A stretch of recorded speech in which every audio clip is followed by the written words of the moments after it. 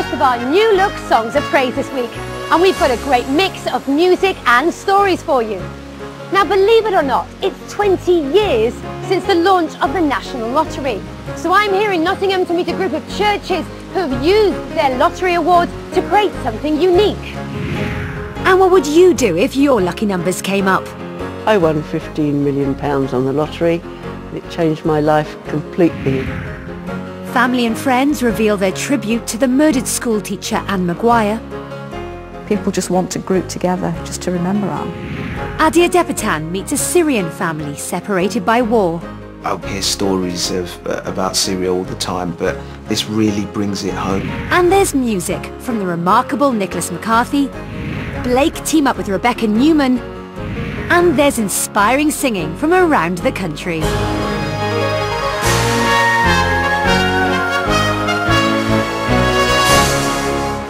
So let's kick off with a lively song of praise from Birmingham Christian Centre.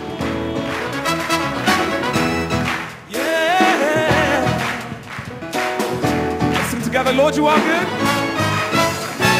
Lord, you are good, and your mercy endureth forever. Lord, you are good, and your mercy endureth forever. Sing it again, Lord, you are good. Lord, you are good, and your mercy endureth forever. Lord, you are good, yeah. Lord, you are good, and your mercy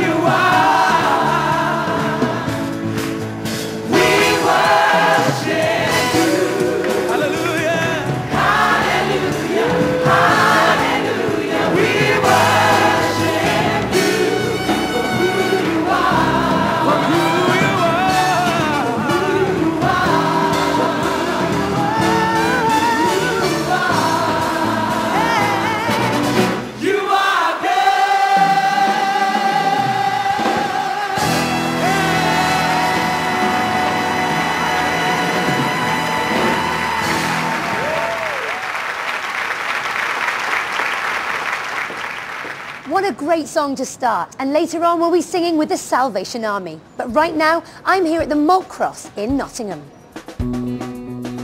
This cafe bar, surprisingly run by a group of churches, was built as a Victorian music hall on the foundations of an ancient Carmelite monastery. Now, thanks to a lottery award, they've opened up its hidden religious past for everyone to discover. Wow! This is amazing. But where have you led me? You're not going to throw me down there, are you? Hopefully not. We are now 5 floors below the Malt Cross in an old Carmelite monastic cave dating back to the 12 or 1300s. And during this time, the monks used these caves in order to brew beer and wine and cider, and their mission was to reach out to the city of Nottingham. The Lottery Award has helped us to excavate this cave and the well so that we can bring people down here for the first time in hundreds of years, and we can show them the work of the Carmelite Friary. And so it's really humbling to realise that we are part of something that God had planned over 900 years ago.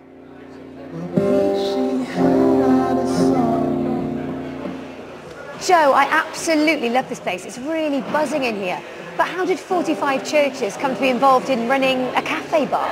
So step back 12 or 13 years ago, and the churches of Nottingham looked round their congregations and thought, where are the 20s and 30s? We decided we would set up a cafe bar and a place of safety that was open when all of the churches were closed for people who would never step foot in the door of a church but were interested in partying and going out and enjoying themselves. We set up street pastors who go out and care for young party folk, giving out flip-flops and water and lollipops. And we have about 100 volunteers.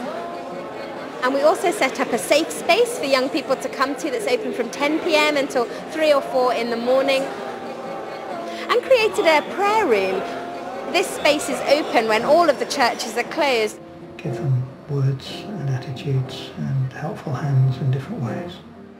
Andrew, you received a lottery award for the refurbishment here, but a lot of Christians might disagree with that because the lottery can be seen as gambling. How do you feel about it? Well, gambling does do a lot of damage, and I would oppose it in many ways, but the government has decided to have gambling, and so we took the lottery money to do the work that's here, to redeem it, to recycle it, and to put it to something positive. Downstairs, they've created a workshop where people can try out traditional arts and crafts. The Heritage Lottery grant was about investing in our heritage, and so what we wanted to do was bring some of these old crafts back to life. It's all about investing in up-and-coming artists and helping them to learn how to make the most out of it, and also for people to enjoy it. It's so important for us. Ta-da! And now for a real Songs of Praise favourite.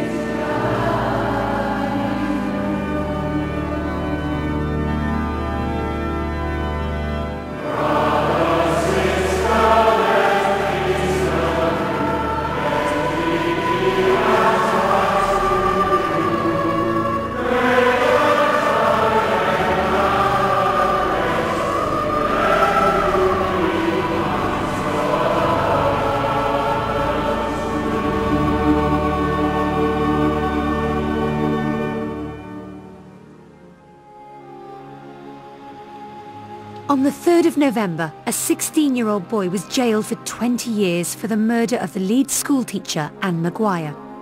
She loved education, she loved young people, she loved music. From my point of view, she was just a very, very special person. She just filled the room with her personality, and she knew everybody in there. She made me do things that I never thought I could do. I owe so much of my life to her right now. She was inspirational. For now, people are still in shock, struggling to come to terms with what's happened. Mrs. Maguire saw this school as a second family. Its pupils who learned together are now having to learn to grieve together. Anne Maguire was the first teacher to be killed in a British school in nearly 20 years. 5 months on, in the aftermath of the tragedy, some of Anne's former pupils are coming together again to form a special choir to pay tribute to her. They want to record 2 of her favourite songs to raise money for the Anne Maguire Foundation to help nurture young musicians, dancers and actors. Anne's sisters have come to watch the first rehearsal of those songs. Wind Beneath My Wings, and you'd listen to her singing that, and she's talking about someone else being an inspiration and a hero.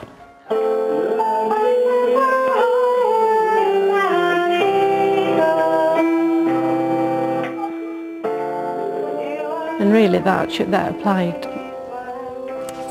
applied for us, it applied to her.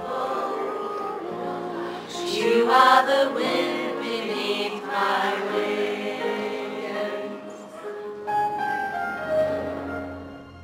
She was always, from a little girl, very spiritual. We're a Catholic family, and There were thoughts that Anne, perhaps because she was so good and she really enjoyed going to Mass and was a good little girl, that she might become a nun.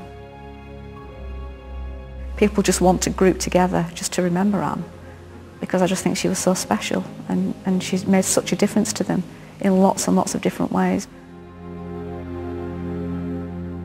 Anne was a teacher at Corpus Christi High School in Leeds for more than 40 years, and during that time taught many hundreds of children. She would have just been so proud of us all to see that she'd set a spark going in our hearts, the love of singing that she'd given us all and that we're carrying it on now. She'd be shocked, but I think she'd be so grateful and to know how much she'd touched people.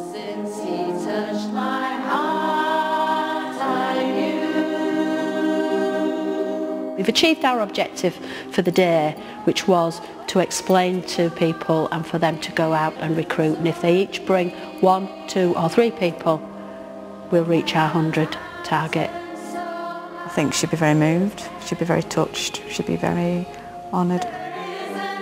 But she really would not see why that was being done for her.